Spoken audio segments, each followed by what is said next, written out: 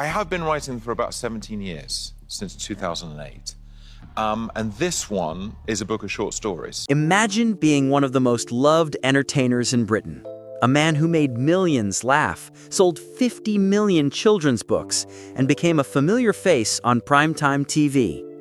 Now, imagine that same man hiding a darkness so deep it nearly consumed him again and again. David Walliams was born in 1971 in London. On the surface, his childhood seemed ordinary. His father drove buses, his mother worked in a hospital lab, they lived in a modest two-bedroom house. To outsiders, nothing looked unusual. But inside those walls, a little boy was already struggling with thoughts far too heavy for his age.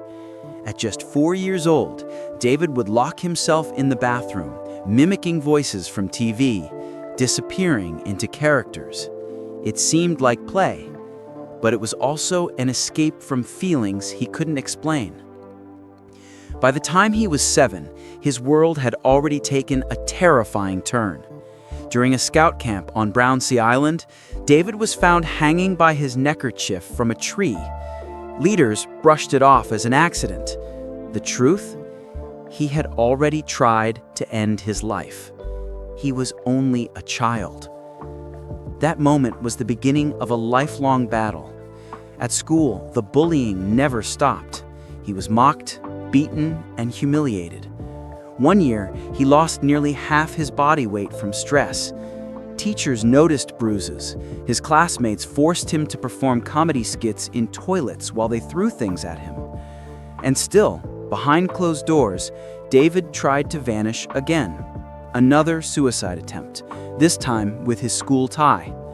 His mother found him unconscious, saving him with just minutes to spare. The world would one day know David as a comedian, a TV judge, even a beloved children's author. But long before the fame, his reality was survival. Each performance, each laugh he gave others was a way to quiet the darkness inside. As he grew older, his escape became comedy. At university, he performed with future stars like Simon Pegg and later teamed up with Matt Lucas.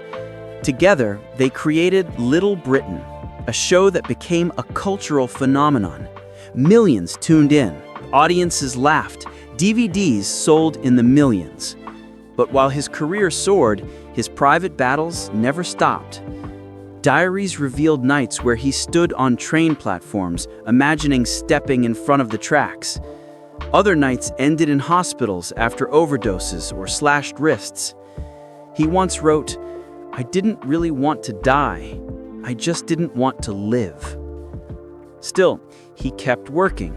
He judged Britain's Got Talent for a decade, known for his warmth and emotional golden buzzer moments. And when he wasn't on screen, he was writing books that touched children around the world. Stories of misfits, outsiders, and broken families, mirroring pieces of himself. But then, in 2022, everything shattered. Private conversations he thought were off camera leaked to the press. Crude comments about contestants shocked fans and destroyed his reputation. Overnight, contracts vanished, projects were canceled. The entertainer parents once trusted to read to their kids was suddenly painted as something else entirely. It wasn't just the scandal. For David, it was the fear. The realization that every word he'd spoken backstage had been recorded for years. His private pain, his darkest thoughts, exposed. And yet, even after losing nearly everything, David still writes. His books continue to sell in the millions. For him, writing isn't just a career anymore. It's therapy, a way to keep moving one page at a time. Behind the comedy, behind the headlines, lies a man who has fought his own mind since childhood.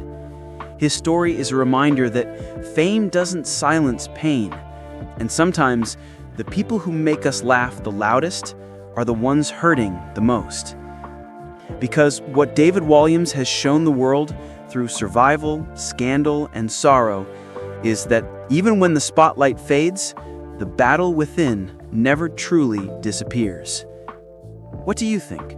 Should the world remember David Walliams for the laughter he gave or the pain he revealed?